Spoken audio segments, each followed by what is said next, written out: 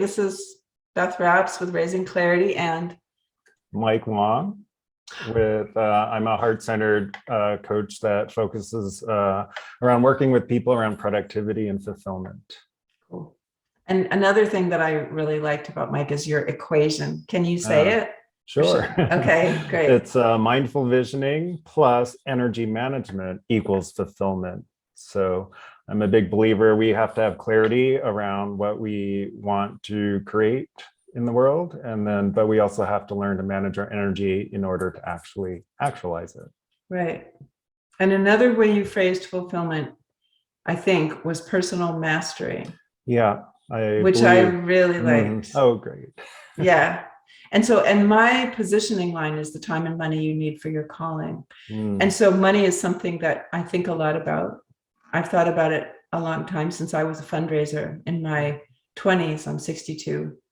And we're doing this talk. It's June 23rd, 2022. It's hot where I am in Virginia. What is it like there? You're in Colorado. It's pretty warm. I think it's in the 80s today. So, oh, wow. Okay. Yeah.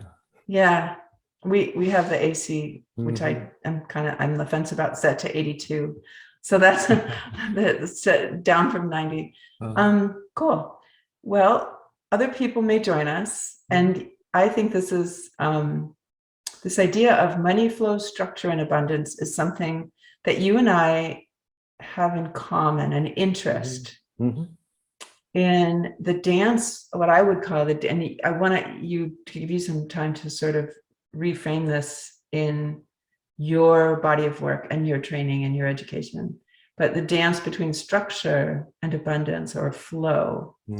And I am particularly interested in sort of the contradictory messages we get from our culture about money, that it should flow, it should always be abundant. Abundance always means something good. And whenever I'm confused about something, I start teasing things apart and I start looking up the origin of a word. And abundance actually means something like overflow. So if we don't structure and channel abundance, it can be kind of overwhelming. And an insight I had some years ago, and I have a blog post about this that I might post at the end of the video. We could do a resources slide. I had an insight that I had to accept the good with the bad if I wanted to increase my flow. That was one insight. And in more recent months in my work, people have said to me, well, how can you structure abundance? Structure is like a negative for some people. Discipline, structure, scheduling. And I teach all kinds of stuff like that, like money mapping, budgeting, time mapping. And I'm like, it's essential. But I was so surprised by the question that I'm still learning how to express my understanding that we need to create a container in a metaphorical sense for abundance to flow into and to be held, not hoarded, but held. Okay. And so I want to pause and see how you might translate that or reframe that, or how you think about any or all of those things. So my work doesn't necessarily focus around money, but I'm a big believer in balance of structure and freedom, I guess some people would call it. That's a great word, yeah. And so, yeah, a lot of the work I do, and that's part of, thanks for bringing up the equation, is like, to me, the visioning piece is where we're meant to connect our heart and our vision and what we really want in life. But the structure is needed for us to actually bring that into existence. And so for a lot of people, I see there's a struggle around time and energy management, basically. So to me, time is almost, it's like time is almost like we can see it as far as where we direct our energy, our focus. And so I believe whatever we direct our time and energy and focus to is what we actually create and grow. And so a lot of it to me is about learning to balance those two sides. So, even in my personal life, I've been part of, I used to work in corporate America. I would do the whole hustle thing, but I was deeply unfulfilled in that world. And So there I had the energy management piece down in the sense, in a way, that I could, hustle, work very hard, long hours, be part of the rat race. But in the end, I was unfulfilled. And so that's actually one of the initial pieces that got me wondering what was missing. And so then the visioning piece, the visioning is great. I think we want to cultivate a sense of permission and freedom to imagine, or just imagine what we want in this short life that we have. But I've also gone in a way too far to that end, where I'm just dreaming, but not actually creating tangible results in the physical world because my heads are, quote unquote, in the clouds. And there's not necessarily anything wrong with that, but that's when I really began to notice that both sides of the equation are just so necessary in order to actually create fulfillment. I'm writing down dreaming, but not manifesting. And when you say visioning, fulfillment, I think is what I might call manifesting. Vision. Yeah. The power to make something happen. Yes. In the external reality. Like in the external reality. And I'm taking notes. There's a deep connection there, I would imagine, with money in your framework. Yeah, but it's why I started gravitating to things besides money, because it's definitely not all about money. There's a reason I think you and I started talking about money, and I think we can go into that in a bit. It's that this is a pretty interesting topic. This dance that we're talking about is the wider dance of manifestation, what I would call manifestation, or I'm not saying that the only word you would call it is fulfillment. But where we have a vision and we can translate that, there's some process, there's some black box through which it comes out, like you said, in the external reality. Well, that's what I want to promise people that they can get from working with me. And that's what you're saying you can teach people to do. And I don't think you're making any arrogant claims. I don't mean to, you're a humble person. I think very humble considering your years of experience. And here I want to mention that you're a martial artist. Oh, I forgot to mention that. Yeah. Yeah, which is super, super important. And I don't know the distinctions among the different types of martial arts, but I mean, that's who we think of when we think of, in the Avatar animated series, right? We think of water bending. We think of the movements of Tai Chi. We think of the movements of the martial arts as somehow representing, for me, that always really represents the stage of visioning and moving it outward into what I call manifestation. And it seems impossible to me to do that without starting to open up that black box. And in that black box, I think immediately we find structure. What I call structure. We find scheduling. We find dealing with the limitations of the 3D world. We find mindfulness. Like I have people who come to me and they're distracted. They get distracted easily. They dream easily. But when it comes to regularly disciplining the self to return to the focus and focusing, that's another big one for me. Focus is a big part of my work too. Yeah, it's huge. I don't understand how those things are, if we can't do those things then I would say, well, I can't help you. Like I can't, that's what's in the black box. Now, I think there's other things in that black box that I might not even know about, but those are what I know. And those are what I know work. There's a kind of faithfulness, sometimes a kind of doggedness, persistence. Those are really old-fashioned values. On the other hand, I'm not interested in people overworking. I'm not interested in the nose to the grindstone. I'm interested, like I schedule unscheduled time. So let me be quiet for a second and see what you might want to respond to any of that.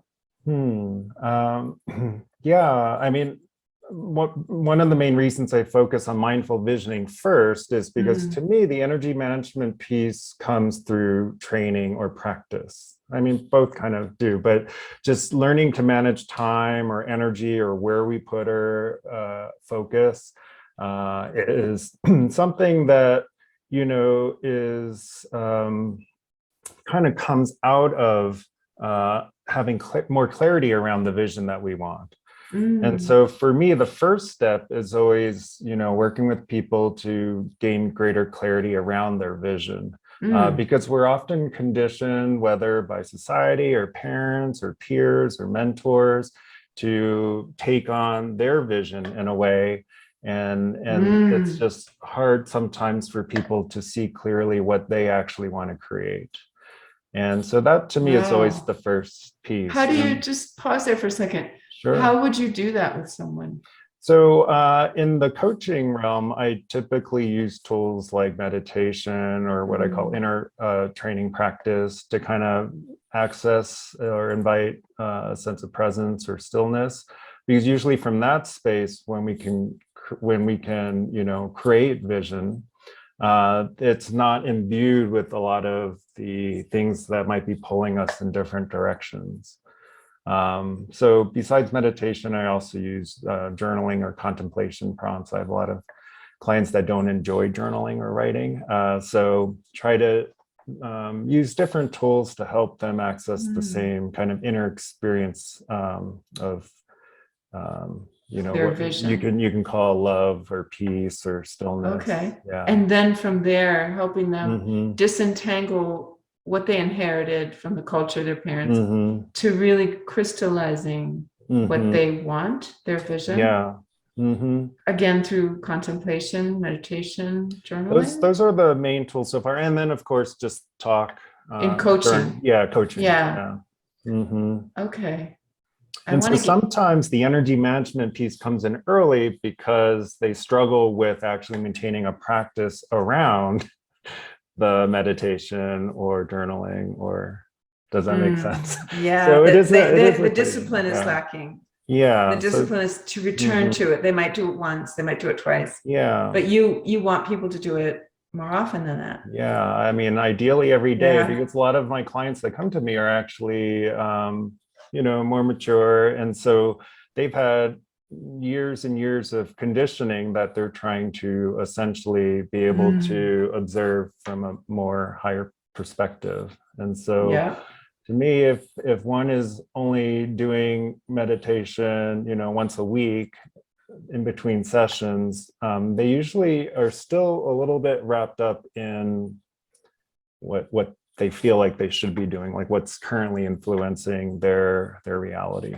Yeah, that's so interesting. I have that happen. And I prescribe a listening practice called the Counsel of Selves that I think maybe a little bit about from. So it's like zooming in, still staying above, but zooming in and listening to the inner conflict. So I take a lot of interest in the inner conflict, whereas I think you're helping them quiet the mind. Yeah, I think the first step is definitely quiet the mind. And then I think from that space, being intentional about what we want to think, how we want to feel, so that it's reflected in our world. And in the vision that we then you're starting people out with. Right. So then completing that kind of, it's not a cycle. It's almost like the lemnis gate. It's almost like the infinity loop for me. Okay. Like we might do, but it's a kind of spiraling upward of the infinity loop. So we get to vision. However we get to vision, it may be that we just know our vision, or like we need some clarity tools. Yeah, and I believe that this is where I've gotten stuck personally too at times, is like we don't need to just have one vision as well. Like we can always, as long as we have the clarity and energy management tools within ourselves, we can create a vision and actualize it, and then we can move on, and from that experience decide if we want to create a different vision. So there's a lot of freedom. Right. But I think where I've gotten stuck, and where a lot of clients I've seen get stuck, is that like they don't give themselves permission to believe in that initial vision, and so their life is just they get stuck. Right. There's a stagnancy. Yeah. So once you once one is able to actually manifest their vision, then they also develop the confidence and skills to apply that to whatever they want. And so you're teaching tools. You're not just, I think there's a sense of independence that you're fostering. Yes, definitely. That's actually something I've been thinking about lately. You know, I studied Chinese medicine for fun for a few years, and my teacher would always say, like, he hope he never sees you again. Like he tells his patients, I hope I never see you again. I never see you again. Right. Because he wants to show you, he wants you to Yes. learn. He sees himself more as a teacher than a healer, because he wants you to be able to heal yourself. And so I'm not looking, this actually came up on another call today, is like, I don't necessarily want clients that feel like they want, you know, a 10-year relationship with me. Like if it drags out that long, I feel like, you know, I haven't provided foundational tools that they can use to help themselves. I say I like to work myself out of a job. Yeah, it's on my website. Exactly. And cool. I tell people that it's a very similar thing, right? Yeah. Like I've sort of, I mean, I won't also take people forever and ever and ever. Yeah. They go in and out of being clients. So I coined the term soul colleagues because we might do something like what we're doing, what you and I are doing now. Not that you were ever a client. I'm not implying that at all. But yes, just in case somebody's watching this and thinking, oh, she's trying to say that. Actually, no, it's not true. But there's a broader term for what I think of as my neighborhood of the beloved community. And I don't just want only my paid clients. I don't want to be the guru that's above all these people. I want people to be peers and have complementary skills, maybe so that I can work with them, or we can just, I don't know, talk. Yeah. But anyway, yeah, it's very similar. Very similar. I don't want the, well, I wouldn't mind a 10-year relationship. I've had over 10-year relationships. I have those professional relationships, but not in the client coach, the up down. Yeah, no. I want to help people, give them the tools, and then kind of, shove them out of the nest, sort of.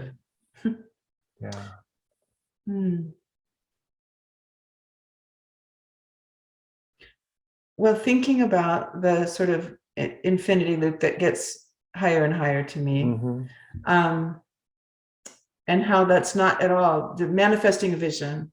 It's and we do that through structure and allowing flow or freedom, vision, discipline, vision, many of the things. Money is one of the resources.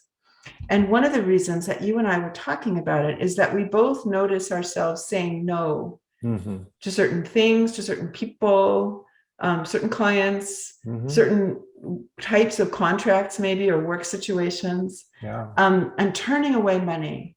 And so a lot of this conversation, the way I described it was abundance with integrity, not selling out, but promoting ourselves and our work, or marketing our work, selling our work without selling out.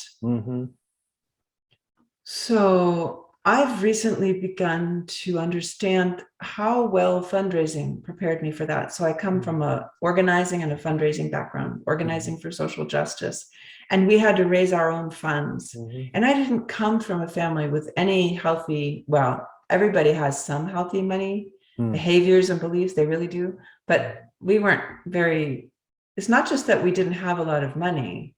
Money was scarce sometimes, and it was okay other times. It was very unstable in my family. And I didn't feel like I learned very good habits, like sort of impossible beliefs about how you should save it that really amounted to sort of hoarding. Anyway, and I wondered, why could I raise money and I didn't ever have any that I held on to? And so I became a money coach. And these things always became very interesting to me. But I also don't just work on money, because when people want more money, a lot of the time they want more time. And with their time, they want to be able to manifest, which gets back to what we were talking about. But so to kind of reel the conversation back to money, are there any thoughts you've been having that you wanted to talk about or share? Sure, yeah. So as you mentioned earlier, I forgot to mention that I also have a studio here in Boulder, Colorado, where I teach Kung Fu, Tai Chi, and Qigong. And I've been around now about 15 years.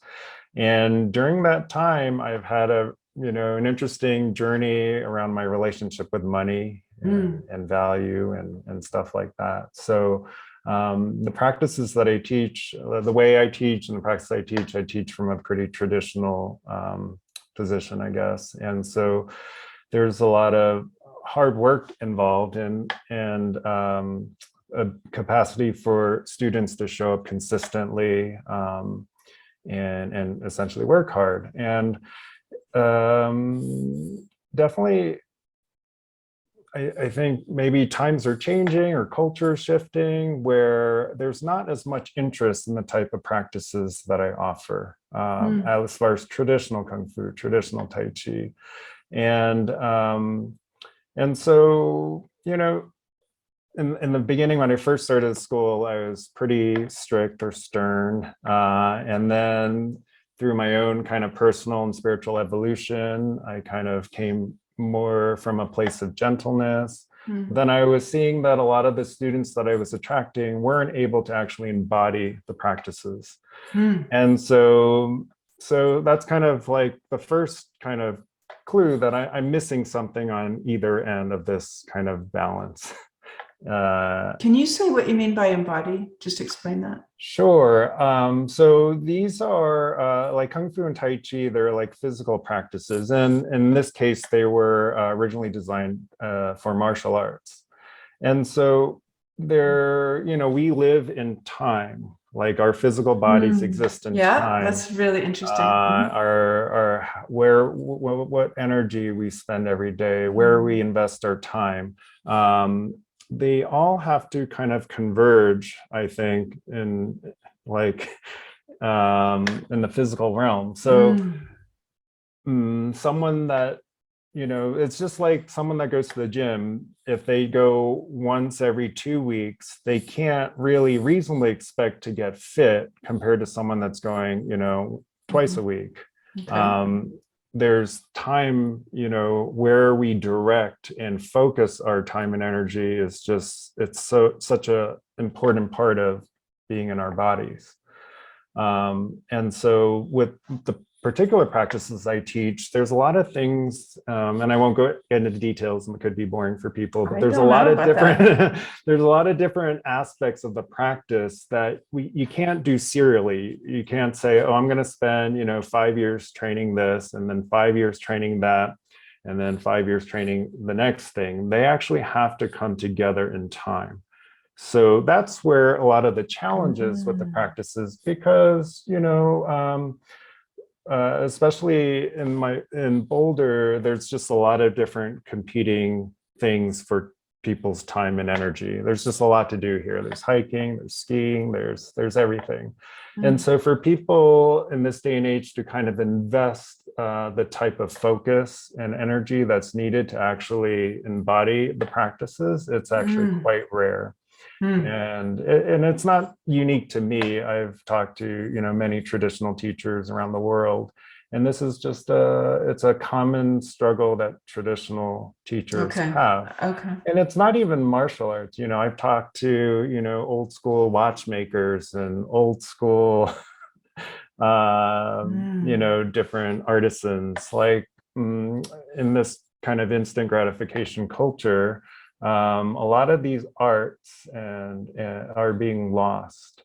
And so I feel very passionate about this, and that to bring it back to the studio is like, a lot of people have the idea that they want to learn Kung Fu, but they don't have the capacity to actually show up for the practice. And so through time, I originally was more, strict, then I was more gentle. I wasn't producing kind of the results that I wanted for my students.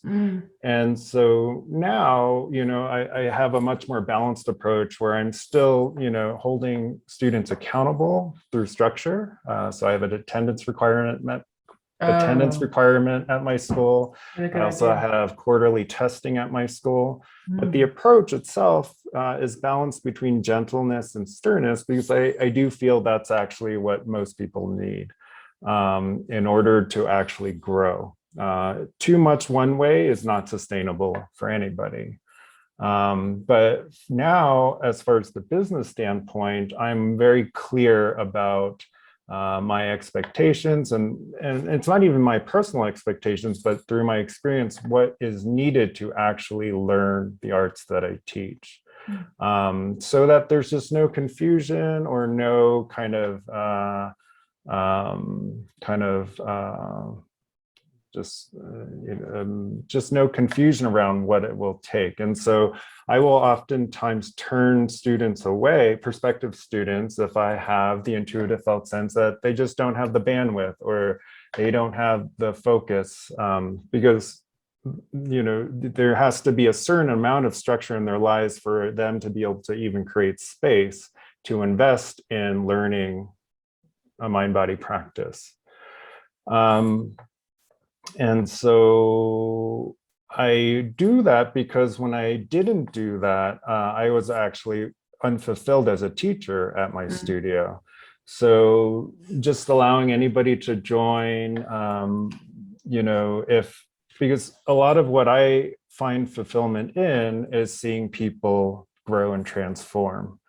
So I'm often told by students that, just how much the practices benefit their lives outside of the school itself. And to me, that's rewarding. So it's not even about the practice itself to me anymore. It's about, people have difficult relationships or hard time at jobs, but through the practice, they've cultivated more resiliency, capacity to persevere, cultivating courage to look inward. And that is what I find fulfilling. But not a lot of people are willing to go there or ready to go there, let's say. And so part of my own inner work is to learn to really honor the type of people that I think are a good match for the work that I do. And so, of course, then, there's because my studio is a physical space, so there's a limited population around the physical space. So I've had, there's my school isn't huge by any means, but coaching is a different, game right now, in the sense that with technology, we are able to reach just like we're doing, right? Yeah, You can talk to anyone. Yeah. And so I'm hoping to take take the the lessons from the practice that I teach at the studio and then translate it to a wider audience that I can more be able to kind of meet in a way where they're at. And I think they'll be, just with the internet, the world is our oyster. But you're still going to have, I guess I would say, standards. Yes. And so you may still end up turning away students. Yeah, I think but the criteria might be different. Exactly. So to me, I find fulfillment in actually helping support people transform towards what they want. And so I think for me, a lot of the work around the coaching is getting clearer about who I can most, effectively serve with my natural gifts. Great. And so I know, I imagine this ties in directly with your work around calling. It does, but don't cut yourself short. Okay. It's just very interesting. Have you started to outline what you want in the client before they show up, before you start working with them, not before they show up? Yeah, I definitely do a lot of kind of reflection type work around this. But I am also at a phase where I'm staying very open and experimenting, exploring. So I currently have a handful of clients where they're all very different from each other as far as what they're looking for, where they are on their journey. And one thing I've learned in life is that it's important, at least for me, it's important for me to actually try different things to actually know whether something is or is not for me.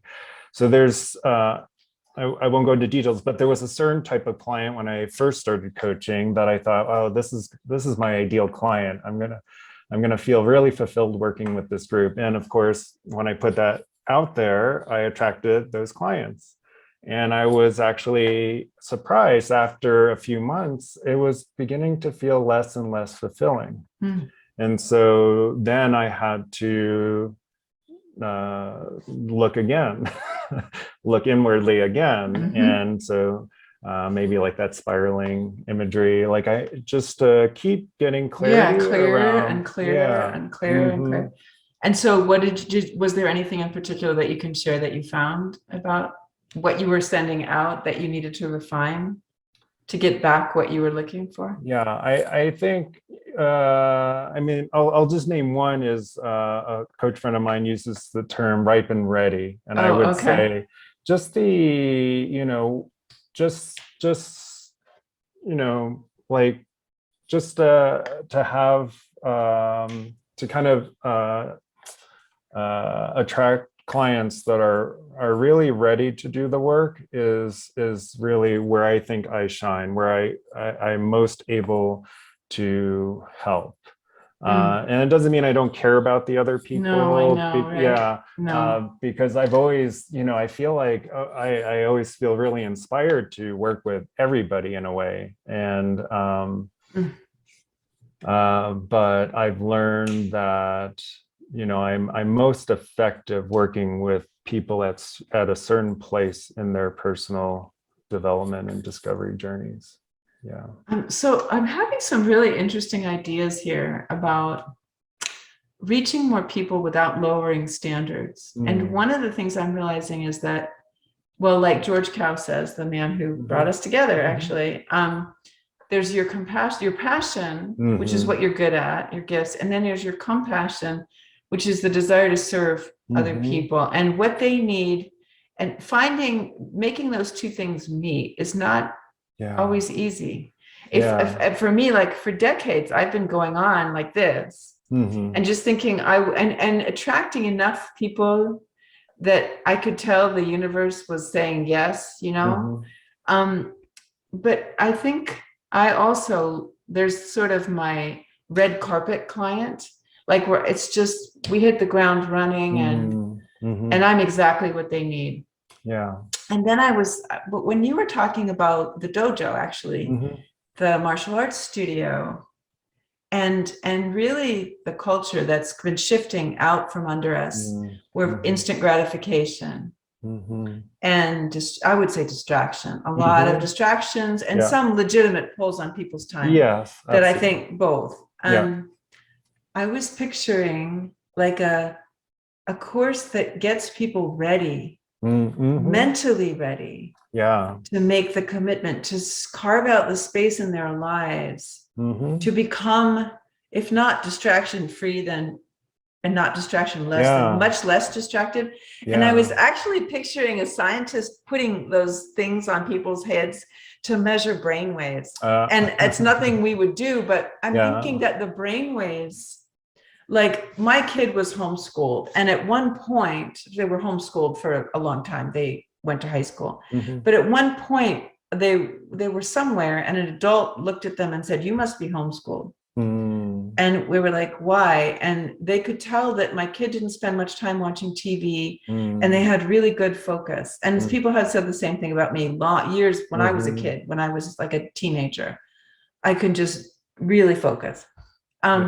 And I know that our brainwaves, I'm sure, I mean, I feel a lot of resonance with you when you and I talk. That there is, and this ability you have, like you've seen it in this conversation, to go off on a tangent and come back. It's not just, haha, we're scattered, isn't that funny, and never returning. There is such a need in our culture to be able to return. It's fine to go off on a tangent. And then there's that, again, the sort of the structure pole, the discipline, the pole of discipline versus the pole of flow. That's so important. And I'm thinking the brainwaves probably change. And that until people can entrain their minds with the way you are doing things, Yeah. they will be incapable of embodying the Absolutely. practice, which is what you're talking about in time and space. Yeah, I believe, I don't know the details, but I've had a friend tell me that there have been studies that have actually shown that the brain structures have already changed, like how people, like evolutionary, have already changed due to the devices Social and media and social just that, but media. it's really the devices. It's not just social media. Yeah. It's the availability of constant distraction. And that's I mean, I know a little bit about the biochemistry of that. I don't know much about the brainwave part of that, except that I can feel it. I can feel when someone's distracted. I can feel when someone's not listening. So is there was a sex manual that I read called Lesbian Sex. And at one point in the book, a lot of women have been sexually traumatized. She said, you don't have to be ready for sex. You have to be willing to be ready. And I remember feeling very comforted by that. So I'm a survivor of some sexual trauma myself. And I thought, oh, I'm not a bad person and I'm not non-functional because I'm not ready. And women in this culture are always taught that we're always supposed to be ready for sex, even though we're also not supposed to be whores, we're supposed to be virgins, whatever. All that stuff aside.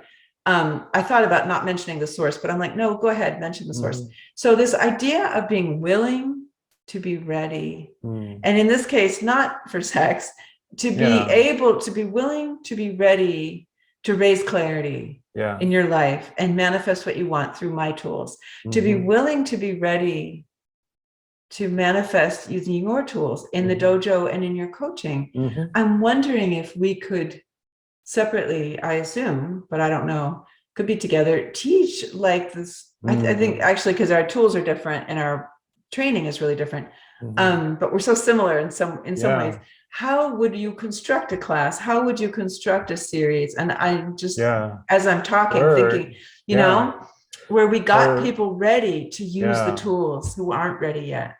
And that's kind of how I try to start all of my coaching clients is around the visioning piece. And so to me, like emotion is the underlying foundation of any vision that we wish to create. So if we want to, you know, for whatever it is, if we want to have a nice car, well, if someone wants to have a nice car, there's usually an underlying emotion attached to or a belief that they'll feel a certain way if they were to get the car. And so for me, it's actually more important to get in touch with that underlying emotion or that's what they say. Oh my God, money manifestation. That's the exact wisdom. Okay, cool. Yes. That's funny that you say that. Yeah, exactly. So whatever it is, how or will if you want to, or you want a relationship, you want to feel love. And so to me, I think that's the most challenging part for a lot of people that have been conditioned not to know themselves in a way. As most of us have not. Absolutely. We've been conditioned to look to someone else outside us. Absolutely. To know ourselves.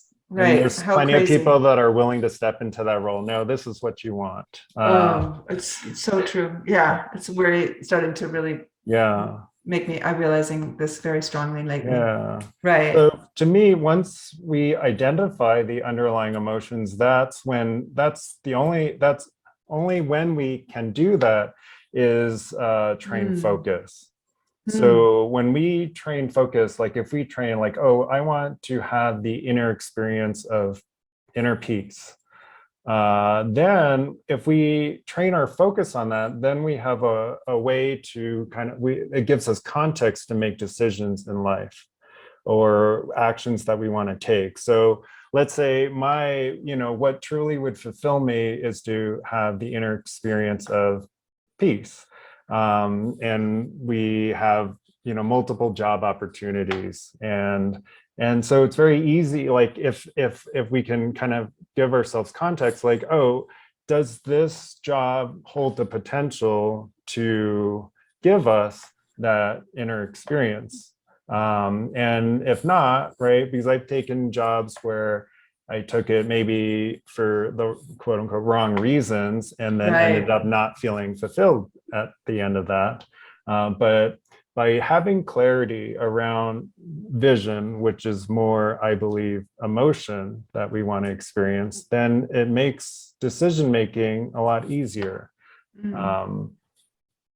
Interesting. I think I start with people who already have a vision. Oh, great. I'm not usually that interested in helping somebody figure out a vision. Okay. To be really honest. Yeah. And that again may be my red carpet client is someone who already knows their calling. I mean, I've had coaches tell me most people don't know their calling. I'm like, well, oh well, I want to work with the people who do. And I'm going to give them the tools and the discipline, but also the intuitive tools. Like I teach the guided meditation. I teach, there's all kinds of really interesting kind of etheric level stuff that I do. So I'm like, what do I think about this emotion idea and the vision? And I think that's your package, your wholeness starts with someone who doesn't necessarily know. Yeah. And I mentioned that only actually to tie it back into the question you actually had was that is what I think will help people stay engaged with the practice. So if they're unclear about why that they're doing homework between sessions or why they actually even want to do inner work, then they're likely not going to do it. They'll procrastinate or they'll come up with reasons why, oh, this isn't the right time, or, you know, I'm too overwhelmed right now. But I feel like when people can connect directly with that underlying emotional experience that they wish to have, then there's a reason, there's a why for them to actually take action, push through some of or even patterns. Just learn energy management things in the first place. Right. There's a reason to want to learn some of the tools that you're teaching. Right. And I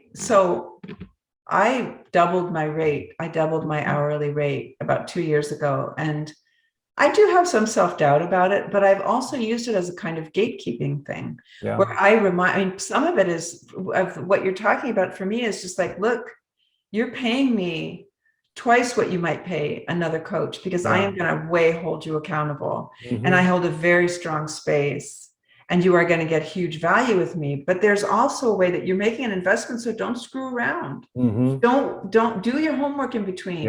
Email me when I offer to, connect with you for free in between sessions.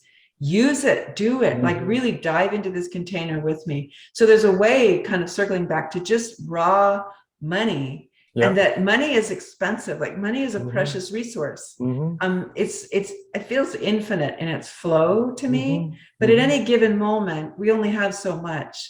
And so I want people are already kind of wired to think about money and their investment. They're not as wired to think about focus as an investment, which is such a huge investment of resources, your focus or physical energy or how we use our time. Those things are every bit, if not more precious, right? But they're used to thinking in terms of getting their money's worth. I'm like, okay, great. So you're paying me a pretty penny here. I want you. I mean, it's affordable, but it's deliberately set to make you think, am I using my investment wisely? And so I think it's similar to the way you're talking about emotion functioning, maybe in your work. And I've experienced that with both my studio and in coaching. So I've actually, since I started coaching, my rate is 2.5 times what it started as a initial coach. And I will say I definitely am attracting people that are more sincere in their engagement with the work. Because I'm of the kind where I was happy to teach for free or very low cost. I know what you mean. I just want to share. For me, teaching is an expression of love, and so I just wanted to, share what I knew because I knew it would have value for people. But I've experienced basically when I was offering for free, then people didn't engage. They didn't engage fully with the process. The way I put it, it doesn't mean that the reverse is necessarily true. Once someone can afford my rate per hour, then I expect that I even remind them of their investment. I expect that the investment will motivate them. People who can't afford my rate, I also find ways to work with, but they always do pay something. And often those are the people who are very they will move heaven and earth to find a Yes. way to meet me Yeah. financially, and I will find a way to meet them too. Yes. But yeah, this idea of it's not always that people who pay the most are the most invested by any means. Yes, by any means. 100%. But there's yes. something about giving it away Mhm. in a culture where everything is valued by money that I haven't Yeah. found a great way to make it work, to Mhm. teach for free or to give it away Mhm. and have somebody really stick with it. Yeah. And that could just be what I'm putting out. That could just be my projection. Mhm. Yeah. Interesting. So it's making me, I can see, it's so much easier to see it in someone else. I'm thinking, oh, at the dojo, it's almost like you need an unlearning distraction mindset class, a series on entering the watercourse way, entering the way before you're even able. And really, you could have story after story to tell. Yeah, to be honest, people. that was originally the reason I got into coaching. I love my studio work. Interesting. I didn't know that. Oh, okay. Yeah, I was like, so many people want the quote unquote benefits of what the practices at the studio offer, but they just don't have the capacity to show up in a way where makes it possible. And so I was like, oh, well, coaching, let me find ways to get them ready to really commit. Well, and you can, something just landed on my foot. Oh no. A little bug. That's okay. It's just a little weird. Out here in the mountains of Virginia. So like you pointed out, you can coach worldwide. But I think that's very compelling. Have you given up on that idea? To me, it's all the same, really. So I'm kind of making it a little bit just accessible to everybody versus people that want to learn at the studio. Okay. That's very interesting. It's all the same. Yeah, it's really about the core topics that you started with, focus and discipline. Yeah, discipline. And losing distraction, letting go of distraction. So it's like life preparation. It's not only preparation for learning a long-term practice, a martial arts practice. Yeah, it's a big thing that I've been recently talking a lot about is commitment. Commitment to self, commitment to others. It's just another way to talk about energy management. And for me, there's the term that people say unconscious commitment. So a lot of people are scared to commit to things, but in reality, them not committing to things is a kind of unconscious commitment. Wow. Yep. And so they're just spending time and energy on things that they're just unaware of or not fully conscious of. That's beautiful. Yes. That's great to just hear you claim that. I think that gives me confidence to say, actually, yeah, you are. And this is showing me that I could also offer a series or teach a class, preparing people maybe to work with me, maybe not to work with me, but to give them a leg up, because it's true that if the bar is so high, people can never feel like they can be good enough to work with me. That would not be what I wanted. Yeah. Right. Yeah. Or they would have the discipline, or they would be able to make it stick or something. And for me, I don't expect clients to show up, I guess, it's rare to get clients or students that are just totally surrendered from day one. That's a great word. Yeah. But I think having kind of a course that gets them closer to that space is definitely a great idea. That's a neat idea. Yeah. And that's how you started coaching. That's what you started thinking of. Yeah, that was my original intention was, wow, there's all these people that really are seeking a practice that can really help them. And intuitively, they feel drawn to these practices, right? My students feel, even though we live in a culture now where discipline is sometimes thought of as a negative word. I know, it's such a weird thing. But a part of them is drawn to practices that require discipline. So they know something is missing. They just haven't been able to pinpoint exactly what it is. And so, Yeah, a lot of my work has also been talking, or discipline is just a word, but it's very triggering for some It people. is. Yeah, but in reality, it's because a lot of people have lived in a society where discipline equated to working hard towards something they didn't actually want. That's a But really good point. yeah. So that's why like the visioning to me is so important. It's like, no, Right. discipline is good as long as you're clear. This is what you want. You're working towards something you Yeah. do want.